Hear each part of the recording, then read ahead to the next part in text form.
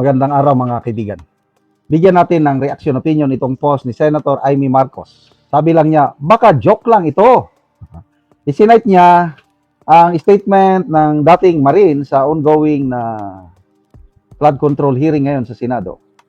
Ito ang pahayag ni, hindi nakalagay dito ang pangalan. Inadvisean kami ng team leader namin na mag-proceed na sa building ni Tito Soto sa Baclaran. Ayan na.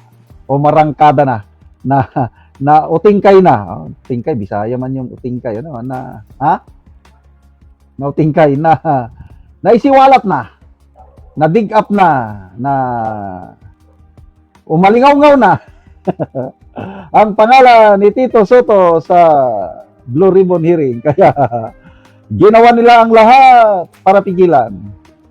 Kailang natuloy pa rin. Pero may nabasa akong post. Si Secretary John Vic Rimulya nandun. Nakipag-diskusyon kay Senator Padilla. Parang nagsilbi siyang security guard at ayaw papasukin. Kaya may post si Attorney Guanzon na bakit? Security guard na ba si John Vic Rimulya sa Senado? So naintindihan ko lang sa flow of events. Nandun si Rimulya sa gate ng Senado at security guard niya ayaw papasukin. Kaya lang hindi siya nagsilbi sa style ni Robin Padilla. Tinulak daw siya ni Robin Padilla. Tulak! Nakapasok. Kaya mabuhay si Senator Robin Padilla. Yan ang post ni Professor Malutikia kasi naisahan niya si John Vic. Walang nagawa si John Vic. Kailan ba yon?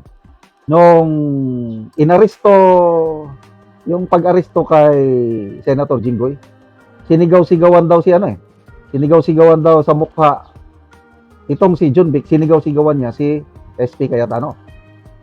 Mabait si SP Cayetano. Iba naman si Robin. Bad boy yan noon. Nasaan na yan sa kalokohan? But ngayon, salud ako, nagbago na talaga. Mula nung nagbalik loob siya sa Diyos. Isa na siyang model citizen.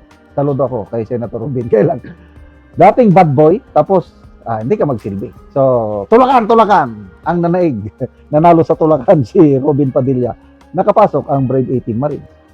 Ano pa? Ang dami nilang ginawa para hindi matuloy ang hearing na ito. Sa wakas, natuloy na rin. Yan na.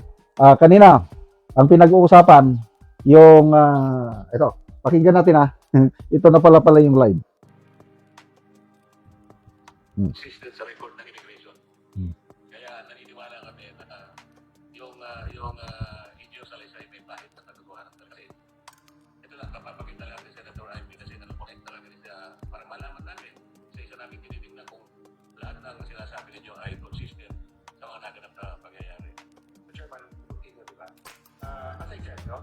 They take out the issue of cooperation or not cooperation ng Pilipinas sa ICC. Walang masama sa investigasyon Pupunta dito yung mga foreigner para malaman kung may human rights violation. Actually, despite the rhetoric of President Duterte, I invited human rights groups to come to the Philippines. Ayan, yung pinag-usapan, yung involvement ni Trillanes. Di ba, nakatanggap din ng maleta si Trillanes. Kanina, napaiyak ako sa yung usapin nila na yung paninira sa Brave 18 Marines, nakatanggap daw sila ng 5 million each. Kaya tinanong, totoo ba? Nako, kanya-kanyang salaysay. Yung mga Marines, yung hirap nila. Nag-ambag-ambag, chip in na lang sila sa mga pagkain. Every time na may problema sila sa pamilya, puros ang takbuhan nila si Atty. Baligod. Sabi ni Atty. Baligod, may mga resibo ako dyan, hawak namin. Every time na may hospital, member ng pamilya nila, God has provided, tinutulungan. Kaya sabi ng isa, kung may 5 million ako, sir, wala na ako dito ngayon. Hindi na ako magpapakita sa inyo, sabi ng isa. Yung isa, napaiyak ako, sir, yung kapatid ko may tumor. Ngayong araw na ito, namatay na siya. Kung may 5 million ako, napagamot ko sana yung kapatid ko. Ganun, nakakaiyak na yung testimony nila. Bakit sila lumantad ng ganito? Their only motive is ganito. Dati kaming sundalo, sir. Ngayon gusto naming magpakasundalo ulit para sa mga Pilipino. And I salute them for that. ang grabing sakripisyo na ginagawa nitong Brave 18 Marines. Of course, kasama si Atty. Baligod. Ang dami na nilang kaso na kinakaharap ngayon. I don't know what would happen to those cases. Karamihan cyber libel o perjury o ano. But God is in control. Ngayon nga, hindi ko na inaakala na matutuloy ito kasi nga titigilan. Ayaw papasukin, nakapasok pa rin. Ngayon natuloy na. Yan na, ongoing na. Kaya panalo ang Diyos, panalo ang liwanag, panalo ang katotohanan ngayon, panalo ang taong bayan. Mabuhay po kayo, Brave 18 Marines. At sige, isiwalat nyo. Sino pa yung na-deliveran nyo? Tito Soto, sino pa dyan? Patutuhanan ninyo at malalaman ng taong bayan na nakikinig. Sasalaysay ninyo kung nagsasabi kayo ng totoo o kasinungalingan. Salamat mga kaibigan sa inyong pagsubaybay sa channel na ito. Nakakatulong kayo ng malaki sa tribong Talanding ng Bukidnon dahil ang sweldo natin sa channel na ito is pantulong sa tribo. Namimigay tayo ng libreng yero at pako para makapagpatayo sila ng mas maayos na tirahan. Kaya panoorin ninyo ang video na ito. Una ni ang balay sa tabangan namo ugero. So napulo sila aning nga puyo, ikaunsi ang mama nga nakigpuyo lang dire sa ilang balay. So muna ni ang itsura sa ilang gipuy-an nga balay sa iyang atop nga yero. So kaulanan na gyud sila. So muna na ginigidag kuon sa buslot sa ilang balay.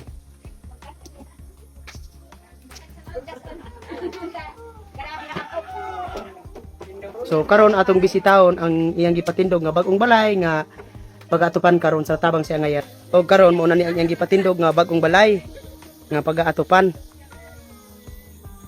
So mo na pod ni ang yero nga gitabang sa iya ha. Mag-atop na ni siya karon.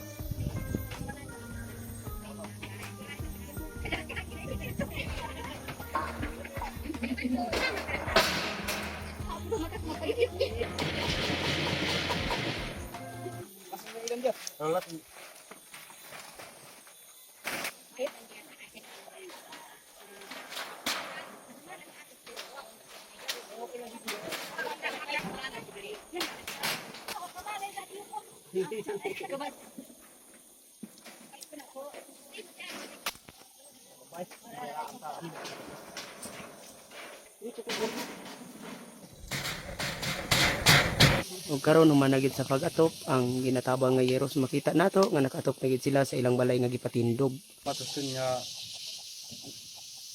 mata Ginoos nagtabang sa sin nga nagbalay na ko dili na ko makigpuyo sa kan inaanak ko'y balay dili na ko makigpuyo sa akong ginikanan So pila na katuig nga nakigpuyo lang ka sa imong ginikanan?